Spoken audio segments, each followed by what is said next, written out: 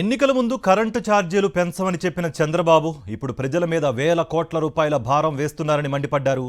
Guntur east YSRCP incharge నూరి Fatima current బిల్లుల బాదురుపై వైఎస్ఆర్సీపీ పోరుబాట చేస్తుందన్నారు. వైఎస్ఆర్సీపీ నిరసనతో ప్రభుత్వానికి బుద్ధి చెబుతామనంటున్న నూరి ఫాతిమాతో మా ప్రతినిధి అశోక్ ఫేస్ టు ఫేస్.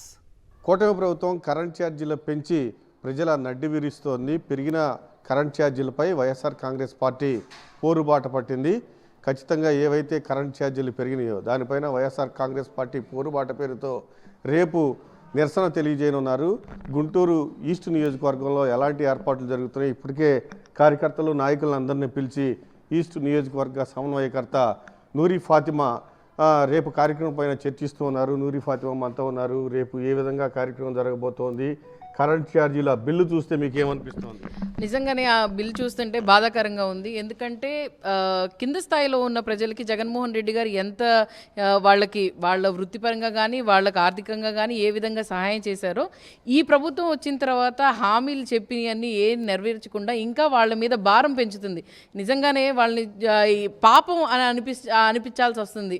ఎందుకంటే కరెంట్ ఛార్జీలు ఇప్పుడు 300 రూపాయలకు వచ్చిన దానికే 40 రూపాయలు అదనపు ఛార్జీలు అంటే దాన్ని బట్టే అర్థమవుతుంది. 4,000 3,000 ఎక్కడి నుంచి కడతారు? వాళ్ళు సంపాదించేదే రోజుకి వచ్చేసి 300 400, లేకపోతే ఆ సంపాదనలో నుంచి మీ కరెంటు ఛార్జీల మీద మీరు చూసుకుంటే 15,000 కోట్ల వరకు అదనపంగా ఇప్పుడు ఛార్జీలు ఏంటి ఈ 6 నెలలకే.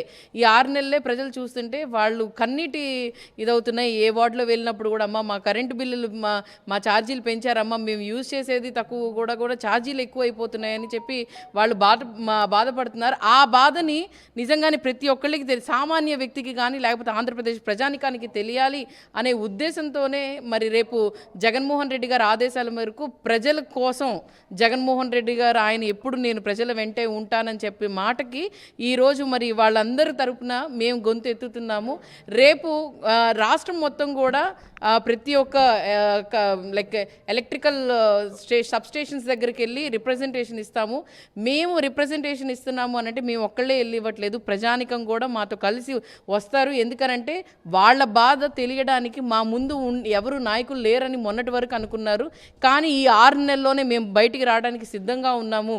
వీళ్ళు చేసే పనులన్నీ కూటమి ప్రభుత్వం హామీలకే పరిమితం అని చెప్పి రెండోసారి కూడా రుజువు చేసుకుంది. ఎందుకంటే గతంలో కూడా 2014 కూడా ఎన్నో హామీలు ఇచ్చారు, ఏది పూర్తి చేయలేదు.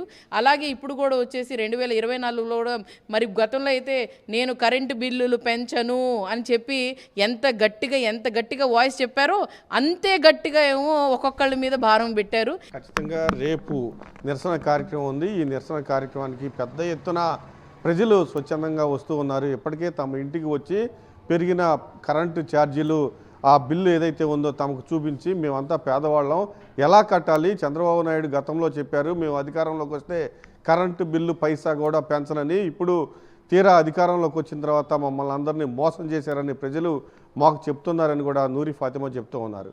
కెమెరామెన్ భాషతో అశోక్, సాక్షి టీవీ, గుంటూరు.